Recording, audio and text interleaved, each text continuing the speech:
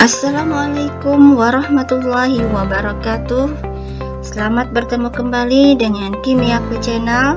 Di video kita hari ini kita akan membahas tentang satu materi di pembelajaran kelas 12, yaitu tentang sifat koligatif, terutama tentang kenaikan titik didih larutan non-elektrolit. Kalian mungkin masih ingat bahwa sifat koligatif itu ada 4. Yang pertama, kenaikan titik didih. Yang berikutnya adalah penurunan titik beku. Yang ketiga adalah penurunan tekanan uap. Dan yang terakhir, yang keempat adalah tekanan osmosis.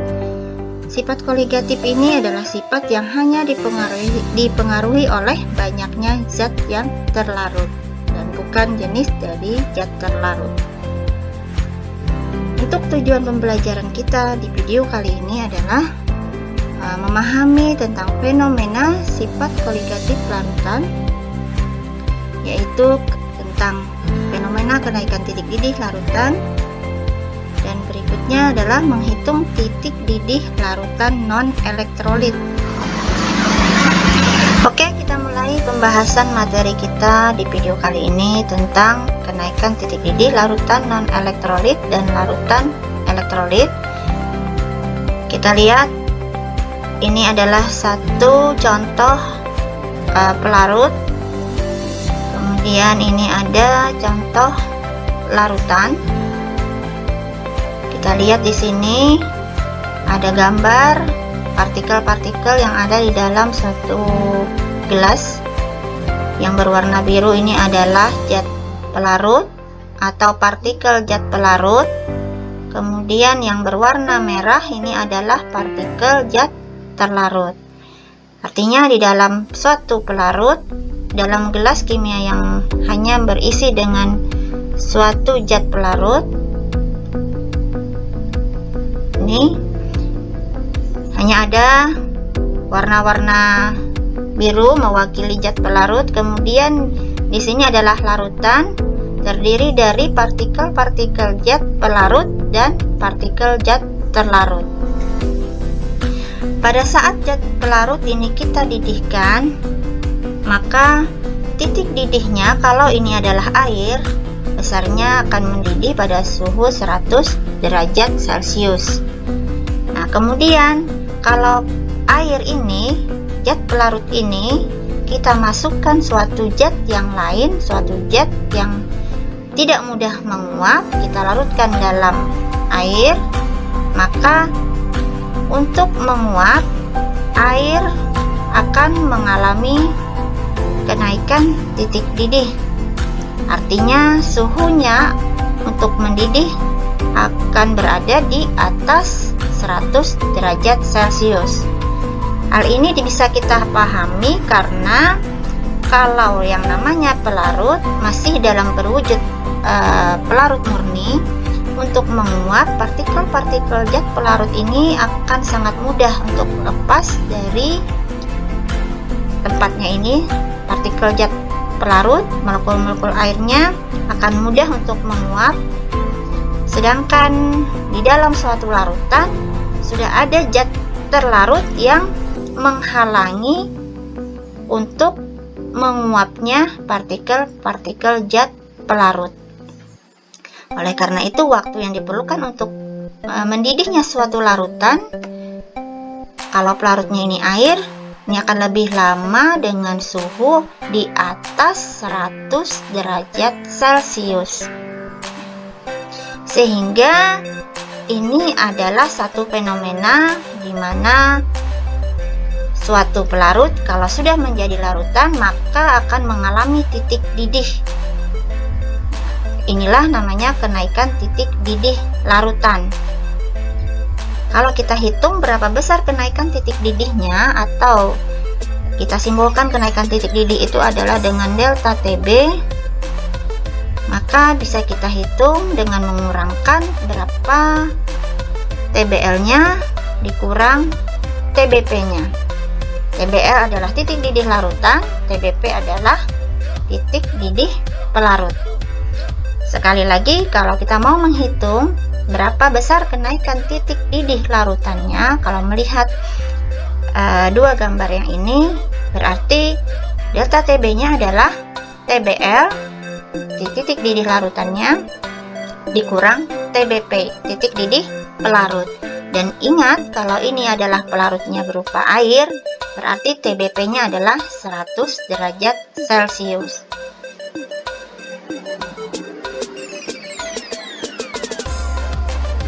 Nah, kemudian TBL-nya kalau kita mau hitung berarti berapa titik didih larutannya.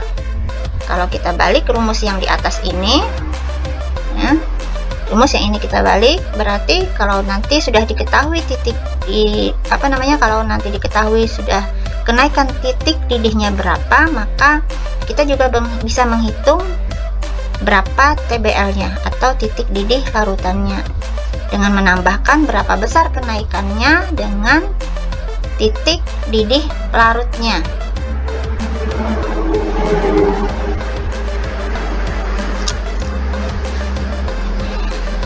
Kita lanjutkan bagaimana cara menghitung kenaikan titik didih larutan non-elektrolit.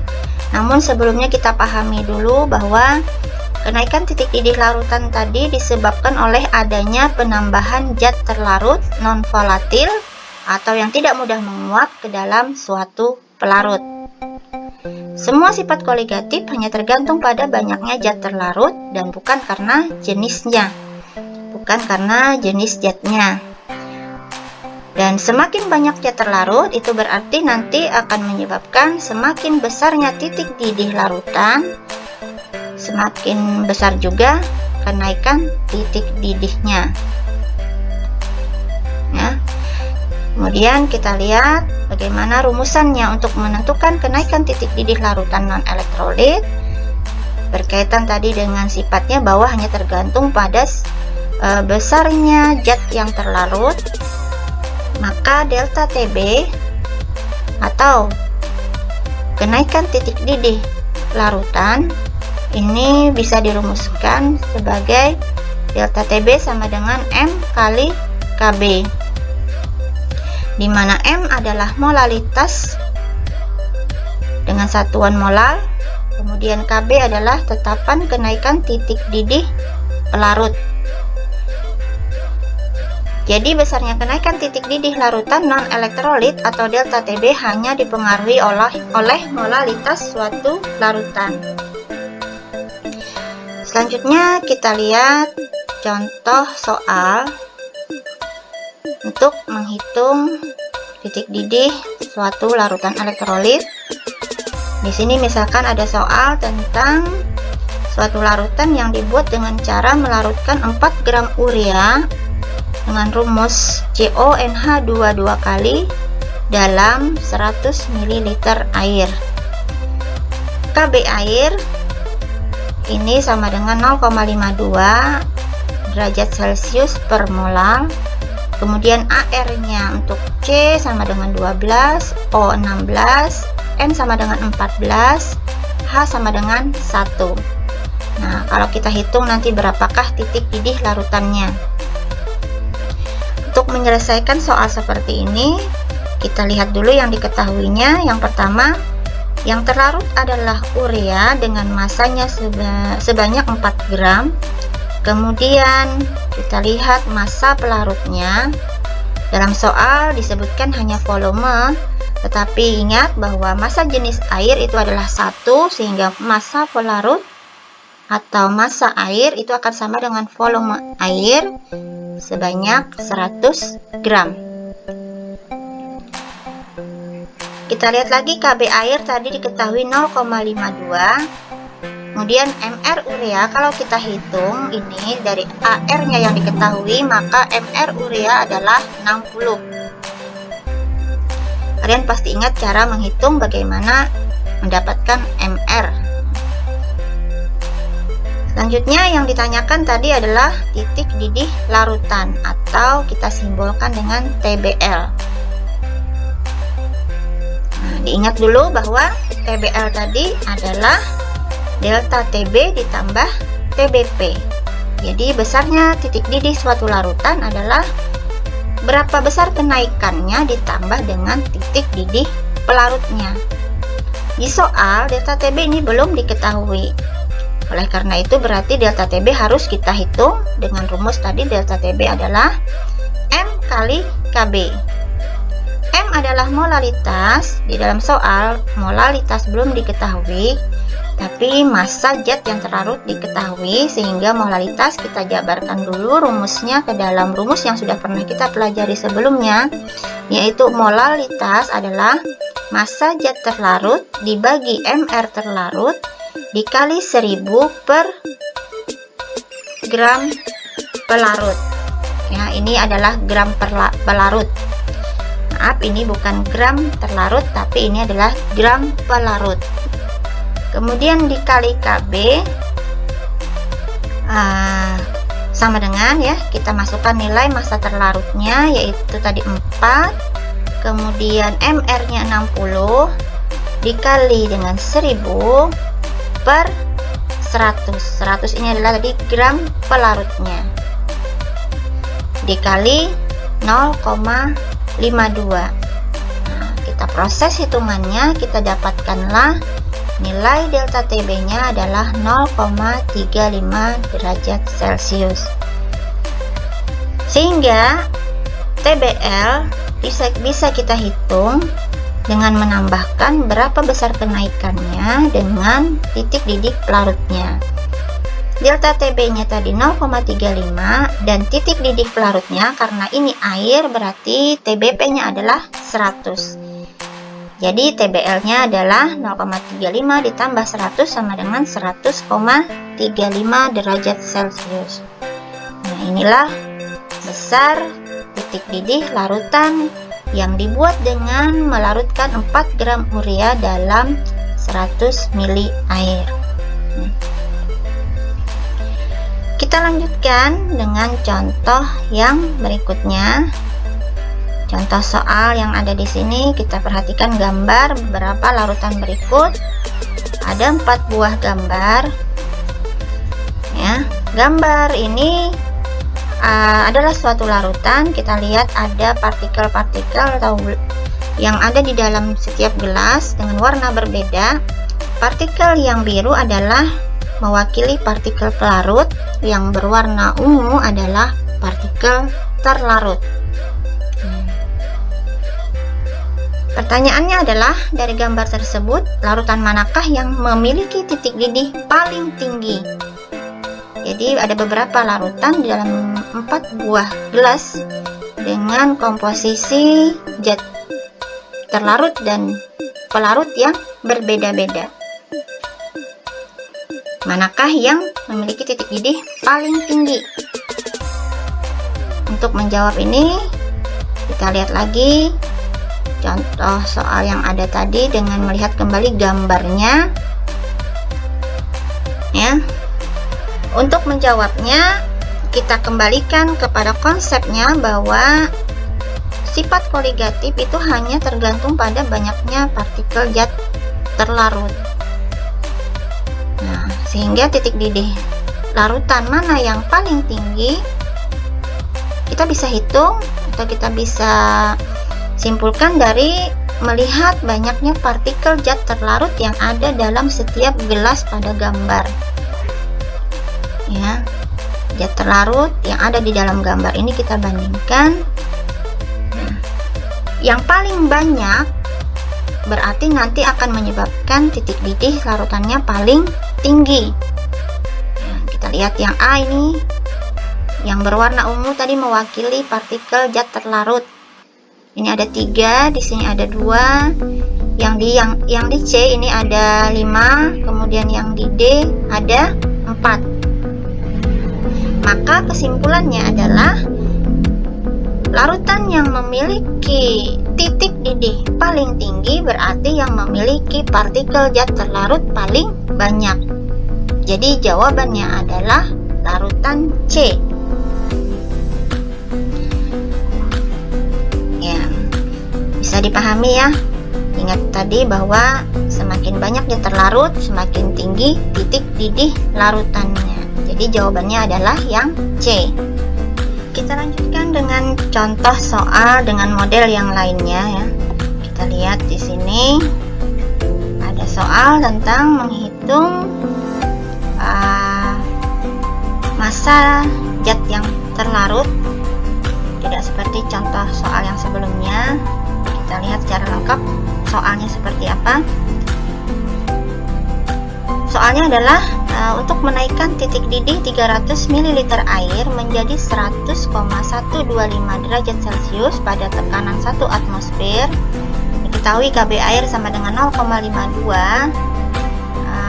Berapakah massa gula yang harus dilarutkan dengan Mr 342?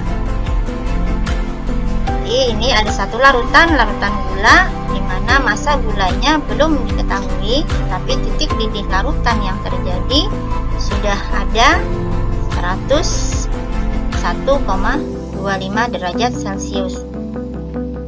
Untuk menjawab soal seperti ini, kita lihat lagi yang diketahui. Dalam hal ini rumus yang sudah kita pahami adalah kenaikan titik didih suatu larutan adalah M kali Kb. Kemudian di soal TBL-nya adalah 100,125 derajat Celcius. Kemudian TBP-nya karena ini air berarti TBP sama dengan 100 derajat Celcius. Untuk menghitung massa zat yang terlarut, berarti kita kombinasikan ini, kita selesaikan rumus yang ada ini, yang delta TB.